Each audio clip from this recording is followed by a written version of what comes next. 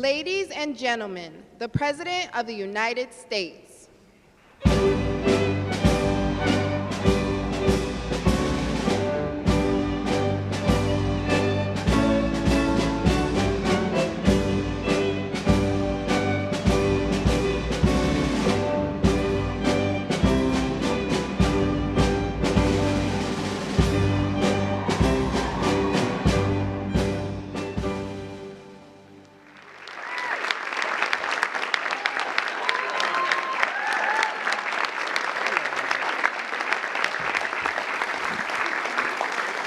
Thank you very much. This is a nice crowd, isn't it, huh? You've been waiting a long time for this. Yeah. So have I. Actually, it was so ridiculous. But here we are. And this doesn't have to be long. It's just all about common sense. Doesn't have to be long. In a few moments, I'll sign a historic executive order to ban men from competing in women's sports. It's about time.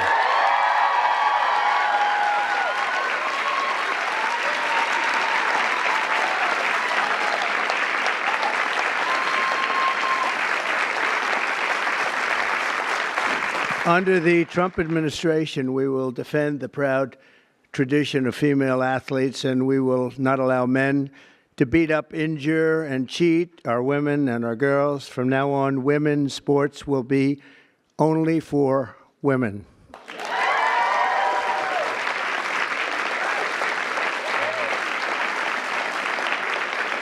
But before going further, I want to share some very exciting news from our military. After years of shrinking force numbers at levels that nobody has ever seen before, 4 years of this we went through, and missed recruiting targets every single month, it was just announced that in December, the U.S. Army had its single best recruitment in more than 15 years.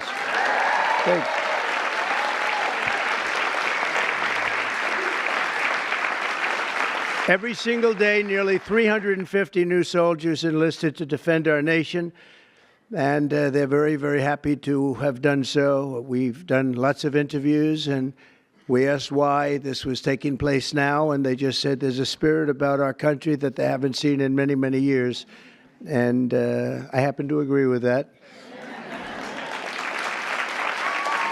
But it really is clear proof that the spirit is sweeping our armed forces, and we have a great leader in Pete. As you know, we all know Pete so well. He's going to be fantastic, and so many of our great heroes, and people are starting to understand what hero is all about. So that is something that is very important. We've gotten the woke lunacy out of our military. And now we're very importantly getting it out of women's sports. That's taking place very strongly. So in recent years, the radical left has waged an all-out campaign to erase the very concept of biological sex and replace it with a militant transgender ideology. You've heard a little bit about this, haven't you, huh? Just a little bit? Does anybody agree with them? No. It would be not a good thing to say yes right here. Female athletes have been forced onto the front lines, and men claiming to be girls have stolen more than 3,500 victories, that's a lot, and invaded more than 11,000 competitions designed for women. Last year, a male cyclist posing as a woman competed in the 800-mile Arizona Trail Race, a very big deal in cycling, and obliterated the women's course record by nearly 5.5 hours. Sounds like a lot, doesn't it, huh? 5.5 hours, but you have to hear the weightlifting records. You think that's bad. The weightlifting's worse. In 2023, a man in women's powerlifting broke 2 world records and outlifted his closest female opponent in one event by 440 pounds. And they continue to defend themselves. Mr. Congressman, you know that, right? They continue to defend themselves. We hope they continue onward because I don't think we can lose a race. This was one of the big reasons that we all won, and it's one of the big reasons that we had a record, a landslide like they haven't seen before, very often anyway. And who could forget last year's Paris Olympics where a male boxer stole the women's gold medal after brutalizing his female opponent so viciously that she had to forfeit just after 46 seconds, and she was a championship fighter. And actually, they had two women or two people that transitioned, and both of them won gold medals, and they won them very convincingly. But all of that ends today because with this executive order, the war on women's sports is over.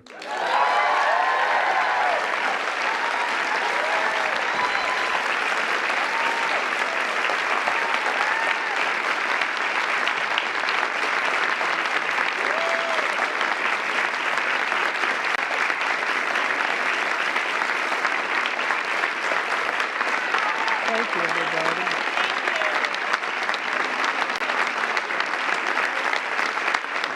Great.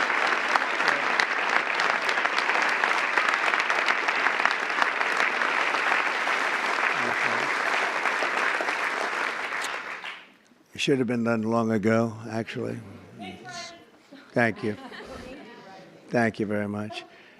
With my action this afternoon, we're putting every school receiving taxpayer dollars on notice that if you let men take over women's sports teams or invade your locker rooms, you will be investigated for violations of Title IX and risk your federal funding. There will be no federal funding.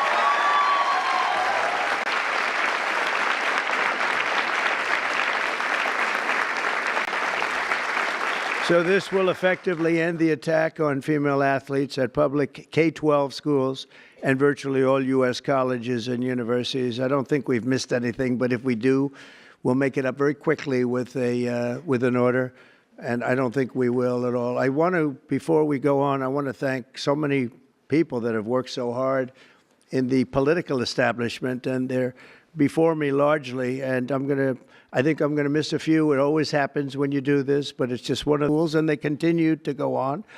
And it's okay, because as long as they do this and open borders and all of the other things they talk about, transgender, everything, all they want to do is transgender and men playing in women's sports and all of these crazy things. And if they continue, I think we're going to end up ultimately, it's not going to matter because we're never going to go along with them, and we're just going to keep winning elections, right, Mike? So when the Olympics comes to Los Angeles, I was responsible for getting the Olympics, and I said, oh, boy, this is terrible because I got the Olympics and I won't be president. And then what happened is that an election, strange things happened in an election. So I missed 4 years, and now I have the Olympics. It was sort of circuitous. It was a circuitous situation. And we also have the World Cup coming, which is going to be fantastic. And we have, as you know, very importantly, 250 years coming. That's a big one next year, so that's a very big one. But in Los Angeles in 2028, my administration will not stand by and watch men beat and batter female athletes, and we're just not going to let it happen, and it's going to end, and it's ending right now, and nobody's going to be able to do a damn thing about it because when I speak, we speak with authority.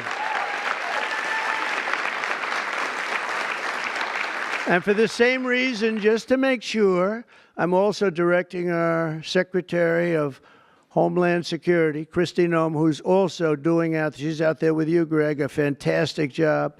She's unbelievable. I was watching her riding yesterday on a horse. She was as good as anybody. She's very good. To deny any and all visa applications made by men attempting to fraudulently enter the United States while identifying themselves as women athletes, try and get into the games maybe where they are unable to get into the games. We're honored to be joined today by many incredible advocates for women's sports, including the brave swimmer at the forefront of this battle. And Riley Gaines is a person that I've been watching. Yeah.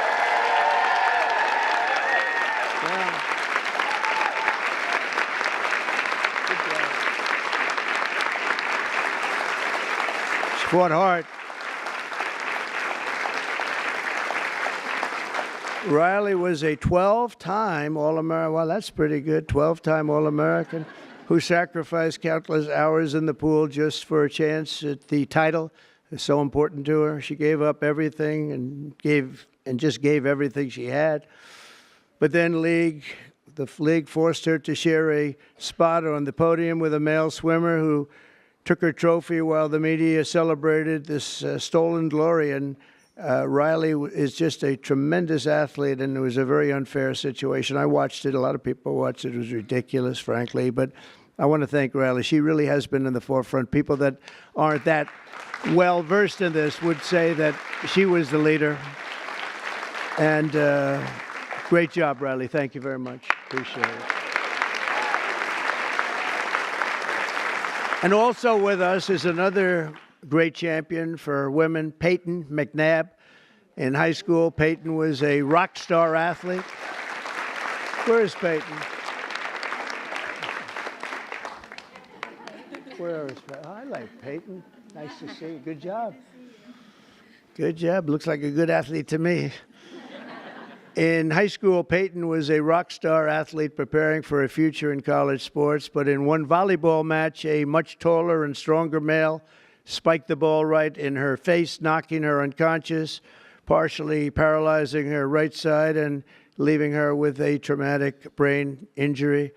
And Peyton said it was 100% avoidable if only my rights as a female athlete had been more important than a man's feelings, and we can't let it happen, and it's not going to happen.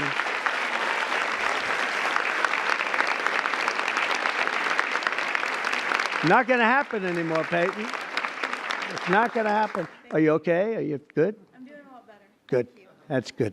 Thank you. We're also pleased to be joined by many incredible leaders on this issue. Really beautiful people. These are beautiful people. But you know, like everything else, it's a little bit different today. You're not allowed to say that, because if you call a woman or a girl beautiful, that's the end of your career. But let's take a chance on it, Mike. Let's take a chance. So I want to thank everybody for being here. It's fantastic. And this is sort of a big, big day. It shouldn't have even been necessary to take place. This started a long time ago, and we ended it today. And I'm going to sign the executive order right now, and everything I said will go into effect immediately, okay? Thank you.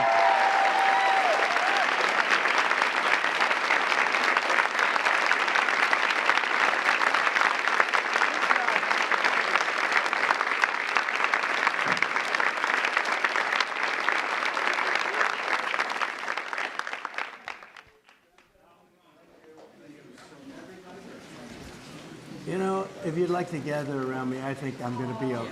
Come on. Come on. Hello. Secret Service is worried about them? If we have to worry about them, we have big problems. Okay, do you want to do this? Watch what I do, and then I'm going to give you some pens, okay? Are you ready? What a nice picture this is, huh, Governor? You ready? We'll do a good job. Wait, let me press that. I want to make this a really good signature, because this is a big one, right?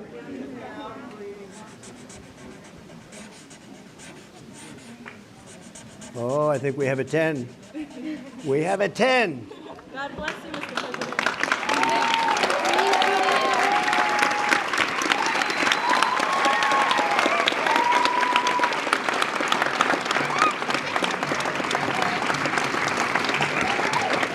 Pretty good, huh? I see that.